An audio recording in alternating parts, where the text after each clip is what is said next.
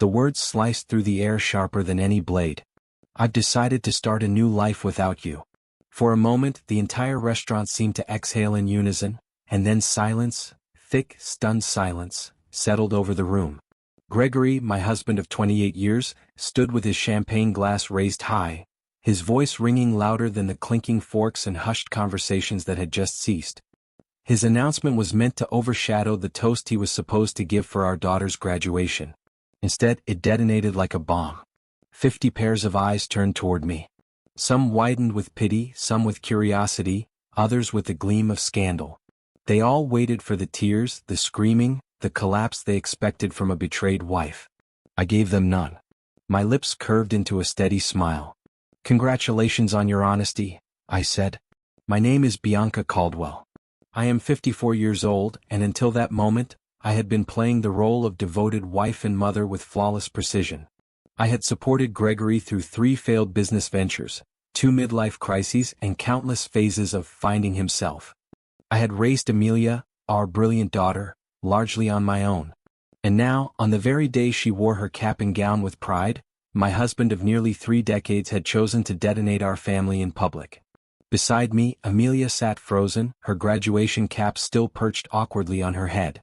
The horror in her eyes nearly broke me. At a back table, Cassandra Wells shifted in her chair, her blonde curls bouncing as she ducked her gaze. Cassandra, Gregory's mistress. 17 years younger than me. A woman who had once come to me for career advice, who had eaten at my table and laughed at my Christmas parties, who now sat smugly among people I had considered my closest friends. Friends who had known. I reached into my handbag and pulled out a cream-colored envelope. With deliberate calm, I placed it beside Gregory's plate. His expression faltered. "What is this?" he asked. "Something for you to read later," I replied, my voice like steel wrapped in silk. Then I leaned over and kissed Amelia's cheek. "Sweetheart, I'm so proud of you. This day is still about your accomplishment." I rose, smoothed the wrinkles from my dress, and addressed the crowd. "Please enjoy your meal. I wish you all a lovely afternoon." Then, with my head high and my spine unbroken, I walked out. The heavy oak door shut behind me, cutting off the whispers that erupted in my wake. Outside, the Augusta summer heat wrapped around me, humid and heavy, but I welcomed it. For the first time in years, I could breathe. Behind me, the door banged open. Gregory's voice carried across the parking lot, no longer triumphant, but panicked, shrill. "Bianca, what the hell is this? What have you done?" I didn't stop. I didn't answer. I allowed myself a small smile. He hadn't opened the envelope yet. He didn't know it contained the beginning of his undoing. 3 months earlier, I had noticed discrepancies in our accounts. Tiny transfers, seemingly insignificant, but I had managed our finances for too long not to recognize the pattern. My instincts told me something was wrong. So I began to dig. And what I uncovered gutted me. Gregory had been funneling money to a separate account for more than a year. He had been lavishing Cassandra with jewelry, designer handbags, weekends at beachfront resorts. He had even toured properties with her. All while lecturing me about tightening our belts for retirement. But the worst were the text messages. Messages he left open on his phone, as if arrogance made him sloppy. Messages about our new life. About how he would finally be free. About how the day after Amelia's graduation, today, he would make his grand announcement. His betrayal was meticulous. Calculated. A slow, methodical dismantling of nearly 3 decades of my loyalty. But he forgot who I was. I had been a financial professional for 30 years. I knew money trails. I knew how to follow them. And most importantly, I remembered the prenuptial agreement, an agreement Gregory himself had demanded long ago when my family money outweighed his. That prenup contained a fidelity clause, one he had probably forgotten existed. He may have underestimated me, but I had been preparing. Quietly, patiently, carefully. So when Gregory raised his glass to humiliate me, he didn't realize I had already filed for divorce that morning. He didn't know the court had stamped the papers, tucked away in public records he couldn't yet access. He didn't realize I had built an airtight case with bank statements, recorded conversations, and photographs. I wasn't the wife begging to keep her family intact. I was the storm he never saw coming.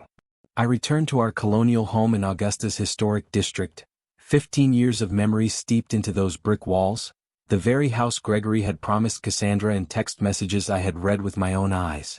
Inside, everything looked unchanged. The grandfather clock from my father, the family portraits on the hallway wall, the leather couch where we had once dreamed aloud about our future. But everything had shifted.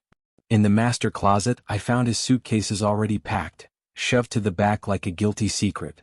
He had planned to leave tomorrow. My phone buzzed relentlessly, messages from friends, from Amelia, even from Gregory's sister, Diana. I answered only one. "I'm okay," I texted Amelia. "This isn't your burden. Enjoy your graduation. We'll talk tonight. I love you." I would not let his betrayal overshadow her milestone. She would understand later. Hours later, I heard the door slam. Gregory's voice bellowed through the house. "Bianca, where are you?" I was in the living room reviewing documents on my laptop. "Come. Prepared." I closed the lid as he stormed in, his face blotched red, the envelope crushed in his hand. "What is the meaning of this?" he demanded. "Divorce papers? Today of all days?" "I thought it aligned nicely with your plans," I said evenly. "You wanted to start your new life. I'm simply helping." His face twisted. "You have no right." "I had every right," I cut him off. "Just as you had the right to choose Cassandra. We all make choices, Gregory." He sneered. "The prenup expired years ago. Any lawyer will tell you that I let a slow smile spread across my lips. Actually, it didn't. Section 12, Fidelity Clause. Still binding for the duration of the marriage. Perhaps you should have read it more carefully." The color drained from his face. For the first time in years, I saw fear in his eyes. The very contract he had demanded to protect his wealth was now the rope tightening around his neck. Gregory sank onto the leather couch, his chest heaving. "You can't do this to me. We built this life together. You can't just erase 28 years. I studied him. The man I once believed was my partner, the man who had held me through 2 miscarriages before Amelia was born, who once surprised me with a Charleston getaway for our 10th anniversary. That man had vanished, replaced by someone I barely recognized. Or perhaps this had always been him and love had blinded me. "I'm not erasing anything," I said quietly. "You did that when you decided I wasn't enough." His phone buzzed on the coffee table. He ignored it, but I didn't have to guess who it was. Cassandra, waiting for confirmation that their new life was about to begin. "You've always been calculating, Bianca," he muttered. "But this is cold." "What's cold?" I snapped. "Is parading your mistress at our daughter's graduation party. What's cold is stealing from our accounts while I worked overtime to keep Amelia's tuition covered. Don't you dare call me cold." His shoulders slumped. He looked smaller than I had ever seen him. For once, his theatrics didn't sway me. "Bianca," he said, his tone suddenly soft, almost pleading. "We can fix this. People make mistakes." I leaned forward, my voice low but sharp. This wasn't a mistake. This was a plan. A year-long deception. And the difference between us, Gregory, is that I planned too. I pulled out my phone, opened the voice recording, and hit play. His own voice filled the room. "After the graduation, I'll tell her it's over. A public setting is better, she won't make a scene. And she has no idea about the money." Then Cassandra's voice, sweet and smug. "Perfect. She trusts you completely." Gregory's reply, "That's her weakness." The recording ended. Silence fell like a hammer. Gregory's face drained of color. "You recorded me? That's illegal." "Not in Georgia," I said evenly. "One-party consent. And not when it's my own home. I didn't record your private moments with Cassandra, just your schemes to defraud me." His mask cracked. For the first time in nearly 3 decades, Gregory Caldwell had no words. I rose, grabbed my purse, and headed toward the door. "You have until tomorrow evening to collect your things. After that, the locks will be changed. Bianca." His voice trembled, tinged with desperation. "What about Amelia? Have you thought about her?" I froze. Anger, hot and sharp, coursed through me. "Don't you dare use our daughter as your shield. You didn't think of her when you packed your suitcases. You didn't think of her when you promised Cassandra this house. You didn't think of her when you chose to humiliate me in front of her entire graduating class." His phone buzzed again. This time he picked it up, glanced at the screen, and groaned. "Problem?" I asked, arching an eyebrow. "She's at the apartment already," he muttered. "Cassandra's moved in." I couldn't resist. "The apartment you put in both your names?"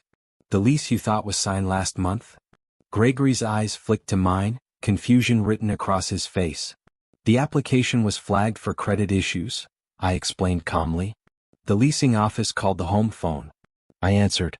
I handled it. His mouth opened then closed again. For once, Gregory was speechless. I left him sitting there, his plans unraveling faster than he could grasp. Diana's bungalow smelled of lavender and old books. She wrapped me in a fierce hug as soon as she opened the door. I just heard from Amelia, she said, her voice trembling with anger. Are you all right? I'm better than I expected, I admitted. We sat in her sunroom, surrounded by towering bookshelves and leafy plants. Diana poured wine, her eyes sharp with fury. I cannot believe my brother would do something this cruel. Announcing it in front of everyone, he's lost his mind. It was meant to humiliate me, I said. A public rejection so I couldn't fight back without looking hysterical. Diana shook her head. He's always had a flair for drama. But this is a new low. What did you put in that envelope? She asked. I told her. The divorce filing, the documentation of his financial deception, the prenup he'd forgotten about. Her laugh was bitter. The prenup he insisted on when father gave him money for his first business. Oh, Bianca, the irony is delicious. My phone rang. Amelia. Mom? Her voice cracked the moment I answered. I'm coming over. Honey, you don't need. I'm already on my way, she interrupted. Dad's telling people you've lost your mind. That you've been planning this for months. He's saying awful things. Let him talk, I said softly. The truth will stand. 20 minutes later, Amelia burst through the door still wearing her graduation dress. Mascara streaked down her cheeks. She collapsed into my arms like she had when she was a little girl after a nightmare. Why didn't you tell me? She whispered. I didn't want to ruin your semester, I said, brushing hair from her damp cheeks. I wanted you to have your moment without this hanging over you. Her chin quivered. Well, Dad took care of ruining it anyway. Later, we sat together in Diana's living room, Amelia between us as I told her everything. The hidden accounts. The mistress. The prenup. The recordings. Her face hardened. I knew something was off. He was always distracted, always sneaking out. But I never thought. None of us want to see the truth when it hurts, Diana said gently. My phone buzzed again. A text from my attorney. Emergency filing approved. Accounts frozen. Joint assets secured. I showed it to Amelia. She let out a shaky laugh. Good. He deserves it. I squeezed her hand. He's still your father. Your relationship with him is separate from mine. Not right now, she said fiercely. Not after this. The doorbell rang. Diana's brow furrowed. It's Gregory, she said a moment later. And he's not alone. Cassandra trailed behind him into the living room, her glossy confidence noticeably cracked. She looked around nervously while Gregory barreled in, anger radiating from every line of his body. Bianca, you need to stop this insanity, he barked. Unfreeze the accounts. We can discuss this like adults. Amelia rose to her feet, placing herself between us. Maybe you should have tried being an adult before blowing up our family at my graduation. Gregory's eyes widened. Amelia, sweetheart, this doesn't involve you. Doesn't involve me? Her voice trembled with rage. You destroyed my graduation day. You lied to Mom. You stole from us. This involves me more than anyone. Cassandra shifted uncomfortably. Greg, maybe we should. Stay out of it, Gregory snapped. No, I said calmly. She should stay. Because she should hear the truth too. Amelia's eyes snapped to Cassandra. Did you know? Did you know he was going to humiliate my mom in front of everyone? Cassandra flushed. I thought he told me he would do it privately. I didn't know. Gregory's glare was sharp enough to cut glass. Their alliance was already fracturing. I think you both should leave, Diana said firmly. You've upset Amelia enough for one day. Gregory's voice cracked. Bianca, please. 28 years, doesn't that mean anything? It meant everything, I said quietly. Until you decided it didn't. The courtroom smelled faintly of polish and nerves. I sat beside my attorney, a calm, meticulous woman named Rachel Grant. She wore no-nonsense glasses and carried a stack of binders that could crush a man's ego as easily as his case. Gregory, across the aisle, looked thinner, more frayed than I had ever seen him. His navy suit was still tailored, but it hung on him like a costume he no longer deserved. Cassandra sat behind him, her once confident smile replaced by tight lips and darting eyes. The judge, a silver-haired woman with an expression carved from stone, cleared her throat. "We are here to address Caldwell versus Caldwell, case number." Gregory leaned toward his lawyer, whispering furiously. He wanted control, but control had slipped through his fingers weeks ago. Rachel stood. "Your Honor, my client has submitted evidence of fraudulent transfers, concealed accounts, and a violation of marital trust. We are also introducing a prenuptial agreement, signed and notarized, which secures the majority of marital assets in Mrs. Caldwell's favor." A hush rippled across the room. Gregory's lawyer stammered. We were not made aware of a prenup." Rachel's lips curved in the faintest smile. "Then you haven't read the supplemental filings." The judge adjusted her glasses, skimming the documents. "Mr. Caldwell, is it true you attempted to withdraw funds exceeding $200,000 days before this filing?" Gregory's jaw tightened. "I was reallocating assets." "Reallocating?" Rachel echoed smoothly. "To an account in both his and Cassandra Whitmore's name." All eyes turned to Cassandra. She flinched, sinking into her seat. The judge's gavel tapped once. "This court does not look kindly upon deception. Funds will remain frozen pending division. Any further attempt to transfer assets will result in sanctions." Gregory's face flushed a dangerous shade of red. For a man used to winning, this was a first taste of public defeat. Outside the courthouse, reporters buzzed like flies. "Mrs. Caldwell, did you know about your husband's mistress?" "Mr. Caldwell, are you being cut off financially?" I shielded Amelia, who had come to support me, and pushed through the crowd. Gregory, however, thrived in the chaos. He straightened his tie, plastered on a politician's smile, and said, "This is all a misunderstanding. My wife and I are resolving things privately." I turned, my voice calm but slicing through the noise. "Privately? You humiliated me in public, Gregory. You lied in public. And now you're being held accountable in public." The camera swung toward me. For once, the narrative was mine. Gregory's mask slipped for just a second, enough for the world to glimpse his desperation. That night, Cassandra showed up at his apartment with a storm in her eyes. "You told me this would be easy," she hissed, pacing the kitchen. "You said Bianca was naive. That she wouldn't fight." Gregory rubbed his temples. "She wasn't supposed to know about the accounts." "But she did," Cassandra shot back. "She knew everything. Do you realize what that means? She's smarter than you. And if she's smarter than you, then what does that make me, for trusting you?" He reached for her hand. "Cass, don't. We'll get through this. Once the divorce is settled." "Once the divorce is settled, you'll have nothing," she snapped. "Do you think I signed up for a bankrupt middle-aged man with a ruined reputation?"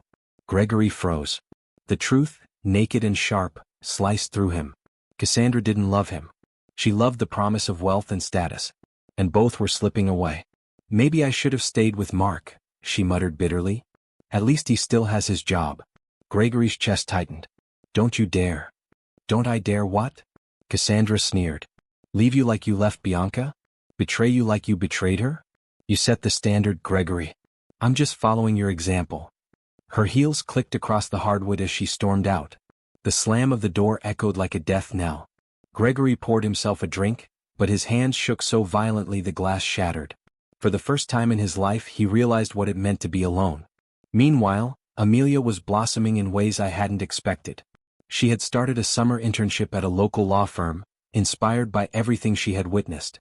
"Mom," she told me one night as we sat on the porch, cicadas singing in the dark, "I used to think you were just gentle. The kind of person people could walk over. But I see now you're strong.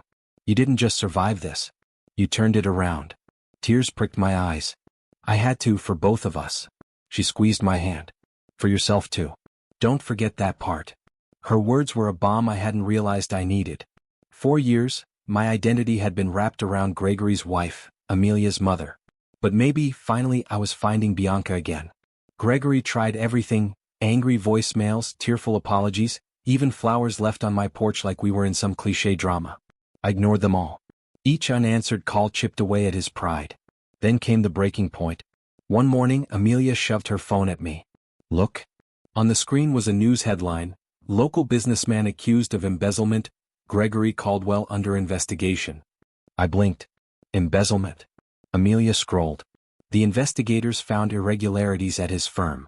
Apparently the missing funds weren't just from us. He'd been skimming from his partners too. My stomach clenched. Gregory hadn't just betrayed me, he'd betrayed everyone. For the first time in months I felt a strange, fierce sense of justice. The man who had built his empire on lies was watching it crumble beneath him. And I hadn't lifted a finger. The news spread faster than wildfire in a dry Georgia summer. Gregory Caldwell, once the polished face of a thriving firm, was now the subject of headlines dripping with scandal. Fraud. Embezzlement. Betrayal. I watched from Diana's living room as the evening news replayed footage of Gregory being ushered into a government building, cameras flashing, reporters shouting his name like vultures circling prey. His once confident stride was now a stiff shuffle, his eyes hollow. Amelia leaned forward, arms crossed. He looks small. He looks like the man he always was, Diana corrected sharply. We just didn't want to see it. A week later, the courthouse brimmed with tension. This was the day the judge would decide the financial settlement. Gregory sat slumped at the defendant's table, his once expensive suit now rumpled, his tie hanging loose. Cassandra was nowhere to be found. Rumor had it she'd already run back to her ex, leaving Gregory to drown in the mess he'd created. Rachel stood, crisp and confident as ever. Your Honor, the evidence is clear. Mr. Caldwell not only violated marital trust, but also jeopardized joint assets for personal gain. We request the enforcement of the prenuptial agreement, sole ownership of the family home for Mrs. Caldwell, and spousal support given Mr. Caldwell's misconduct. Gregory's lawyer sputtered, but the judge silenced him with a glare. Mr. Caldwell, the judge said, her voice stern but controlled, you spent decades presenting yourself as a man of integrity. But integrity is not built on appearances. It is built on action. And your actions speak volumes. Gregory swallowed hard, eyes fixed on the table. This court grants Mrs. Caldwell full ownership of the marital residence, a majority share of liquid assets as outlined in the prenuptial agreement, and spousal support as requested. Furthermore, given the ongoing embezzlement investigation, Mr. Caldwell is prohibited from liquidating or transferring any business interests without prior approval. The gavel came down. Bang. It was the sound of a dynasty collapsing. Outside, cameras flashed again, reporters shouting questions. Mrs. Caldwell, how does it feel to win? Do you have any message for other women betrayed by their husbands? I paused, the sun glaring against the courthouse steps, Amelia by my side. I took a breath, letting the weight of the moment settle. It doesn't feel like winning, I said finally. It feels like surviving. And sometimes, survival is the greatest victory. The microphone surged closer, but Amelia slipped her hand into mine and we walked away together. That night Gregory called. Against my better judgment, I answered. Bianca, his voice cracked, unrecognizable. I lost everything. You lost everything the day you chose Cassandra over us, I replied softly. I don't have her anymore, he admitted broken. She left. I have no one. For a brief moment I felt pity. The man I once loved was drowning. But then I remembered the sneers, the lies, the way he weaponized my trust. You had me, I said, my tone gentle but final. And you threw me away. That was your choice. The line went silent. Then a click. 2 days later, Cassandra appeared at my doorstep. She looked nothing like the glamorous woman who had once strutted into my husband's life. Her hair was unkempt, her eyes rimmed with fatigue, her designer clothes wrinkled. Bianca, she whispered, wringing her hands. I need to talk to you. I folded my arms. Why would I listen to you? Because I made a mistake, she said, her voice breaking. Gregory promised me a life he couldn't deliver. And now he's threatening me. He says if I don't testify for him in the embezzlement case, he'll ruin me. I studied her for a long moment. And why should I care? Because you're not like him, she said desperately. You're better. I know I don't deserve forgiveness, but please, help me. I almost laughed. The audacity of it. The woman who helped destroy my marriage now stood on my porch begging for mercy. Cassandra, I said quietly, you were a chapter in Gregory's downfall. Nothing more. If you're looking for redemption, don't come to me. Go find it yourself. I closed the door in her face. For the first time in years, I felt utterly, completely free. Gregory's empire crumbled piece by piece. His business partners turned on him. Cassandra abandoned him. His reputation, once untouchable, became a cautionary tale whispered at country clubs and business lunches. And me? I rebuilt. The house was mine, but it no longer felt like a cage. I repainted the walls, tore out the furniture that Gregory had chosen, filled the rooms with colors and textures that felt like me. Amelia thrived in her internship, her confidence growing with each passing day. We cooked together, laughed together, cried when we needed to. For the first time in years, our home felt alive. One evening, sitting on the porch swing, Amelia turned to me and said, "Mom, I'm proud of you." Tears welled in my eyes. I'm proud of us. Months slipped by, carrying the weight of change like a river carving stone. Life didn't return to what it had been. It became something new, something stronger. The first morning I woke without dread was the one I'll never forget. Sunlight streamed through the curtains of my freshly painted bedroom, warm and golden, and for the first time in years I didn't feel the heaviness of Gregory's shadow. I brewed coffee, sat at the kitchen table and opened my laptop, not to check his accounts, not to clean up his messes, but to start my own work. Rachel, my attorney, had introduced me to a nonprofit that supported women navigating divorce and financial betrayal. They asked if I considered joining their board. Me, Bianca Caldwell, who once believed she had no identity outside of being a wife. Yes, I had told them. 1,000 times yes. And now, as I typed my first speech, I felt purpose coursing through me like electricity. Amelia blossomed too. She threw herself into her law studies with fire I had never seen before.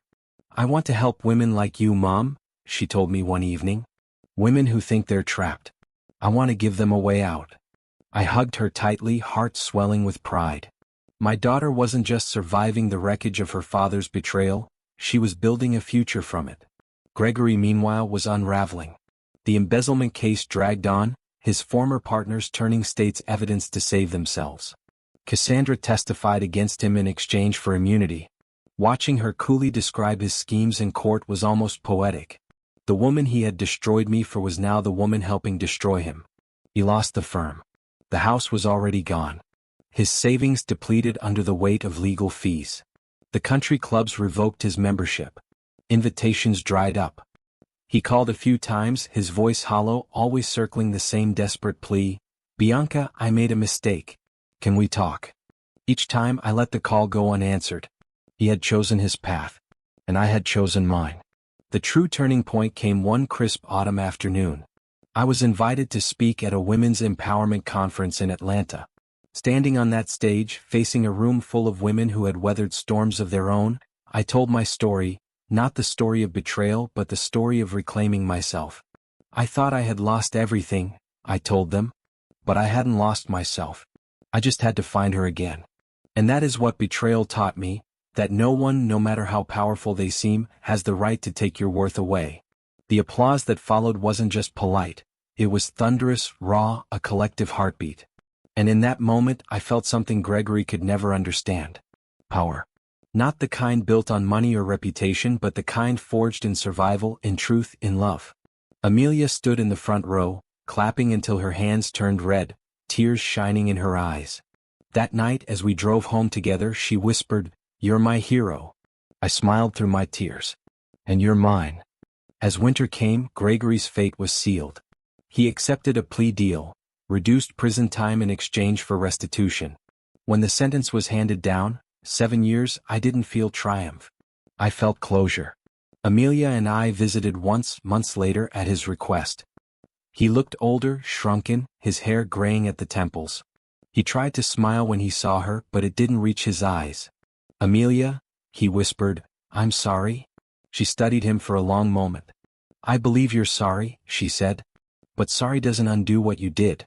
You broke us. You broke Mom. And you broke yourself." Gregory's eyes glistened. He turned to me. "Bianca." I met his gaze, steady and calm.